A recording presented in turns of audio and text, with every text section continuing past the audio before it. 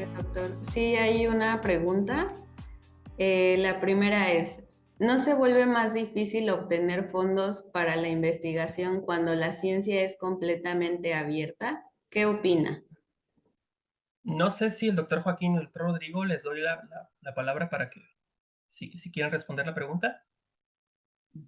Claro que sí, con mucho gusto. Bueno, yo creo que en ese sentido han surgido varias rutas, ¿verdad? Que pues podemos elegir como investigadores para buscar pues ese acceso universal al conocimiento, la publicación de los resultados de nuestras investigaciones científicas. Digamos que el paradigma tradicional, ¿verdad? Que se ha seguido en materia autoral, pues es que se pague, ¿no? Por ejemplo, una suscripción para poder acceder a artículos científicos, se pague directamente por el artículo y frente, pues esta visión tradicional cerrada, ¿verdad? Que sigue pues este modelo, ¿no? De reservar todos los derechos, surge precisamente este movimiento de acceso abierto en donde como autores podemos decidir cómo es que se puede utilizar nuestro artículo como titulares de esos derechos patrimoniales, de esos derechos económicos o de explotación, ¿verdad? Por ahí, pues se habla precisamente de una ruta dorada en donde pues nosotros paguemos directamente, ¿no?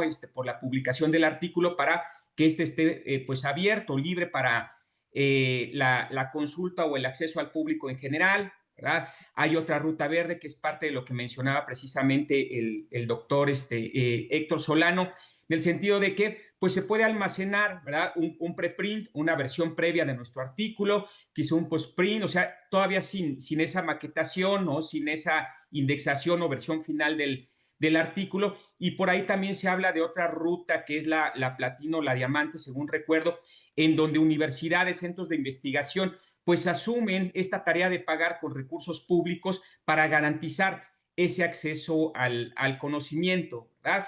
Creo que pues el paradigma tradicional de simplemente que como autores al momento que queremos publicar cedamos todos los derechos de autor prácticamente sin restricciones, no se hace de manera correcta. ¿Por qué? Porque tanto tratados internacionales como el Convenio de Berna en materia de derechos de autor, como la propia Ley Federal de Derecho de Autor, exige tres requisitos en ese sentido. O sea, cuando nosotros licenciemos o permitamos el uso de una obra como son artículos científicos, debe ser temporal, de manera onerosa y además por escrito. Generalmente se cumple la condición de que sea por escrito, pero nunca se establece un plazo específico en el que ese artículo lo estamos cediendo y por supuesto no recibimos, o sea, no se cumple con el requisito de onerosidad porque no recibimos una retribución económica y sin embargo nos están pidiendo que cedamos la totalidad de nuestros derechos de autor. Por eso creo que estas iniciativas de Open Access pues sí son muy importantes siempre y cuando nosotros a través de una licencia decidamos qué es lo que vamos a permitir y no vamos a permitir hacer, ¿verdad? Con nuestro artículo científico como titulares de los derechos patrimoniales y sobre todo buscar que pues estos se almacenen de manera pues no solamente temporal sino permanente en repositorios confiables, ¿sí? Gracias. Excelente. Rodrigo, ¿quisieras dar tu opinión? Sí, o sea, más allá de entrar como en estos aspectos legales que así como, wow, ¿no? Súper interesante. Creo Sí. que el, si la pregunta va enfocada a como hacer una solicitud de un proyecto que financie, por ejemplo, a la Secretaría, a SECTEI, a CECITI o lo que sea, creo que en ese sentido la dificultad es la misma, porque no están imponiendo, o al contrario, están moviendo un poco más desde esas secretarías o lo que sea, a que lo que tú produces como ciencia sea abierta, ¿no? Y que vaya a poder estar en repositorios de ese sitio, por ejemplo, o que si lo subes a Zenodo, pues cumpla con las condiciones para que sean datos que se puedan reutilizar, que publiques el código para que sea replicable, etcétera. Entonces creo que en ese sentido un poco más técnico como de los datos y del código que se utiliza, me da la impresión que la dificultad es la misma y radica en otros aspectos más que en eso.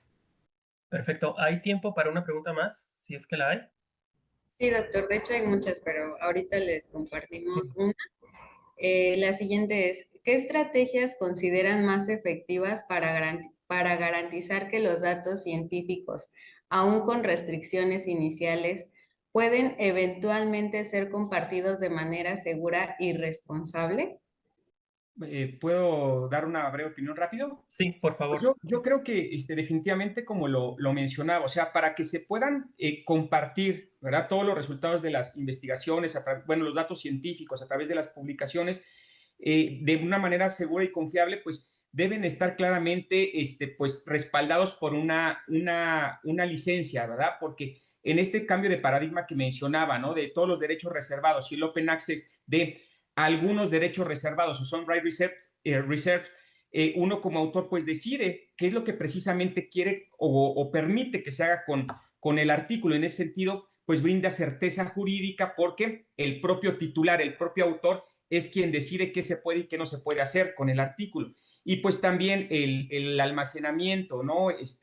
Pues en universos de información, en repositorios institucionales seguros, creo que es una manera precisamente de garantizar que esos datos pues se van a compartir de manera efectiva y sin esas restricciones, ¿no? A las que tradicionalmente está sujeta, pues la cesión, ¿no? En un sistema de derechos de autor o de copyright tradicional.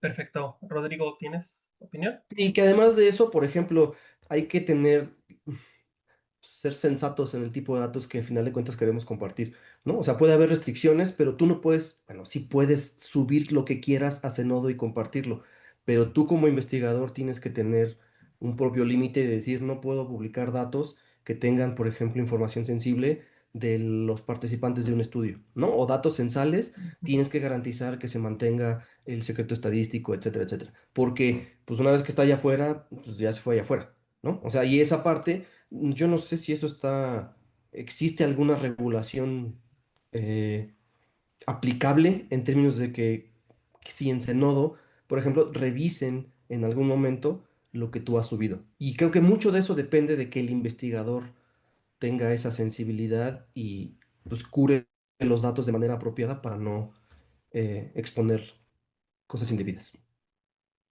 Muy bien. Pues muchas gracias. Creo que ya el tiempo se acabó. Hay muchísimas preguntas, pero bueno, invito a los presentes, a las personas que están presentes a poner las preguntas y seguramente va a haber otras ediciones de este evento y otros eventos en los cuales podemos discutir también de este tema tan interesante. A mí me apasiona porque es un tema que deberíamos discutir más con el sentido de que la ciencia en nuestro país sea más accesible para todas y todos. Muchas gracias al doctor Joaquín Piña por su participación y al doctor Rodrigo Tapia también. Y gracias a todas y todos por estar presentes.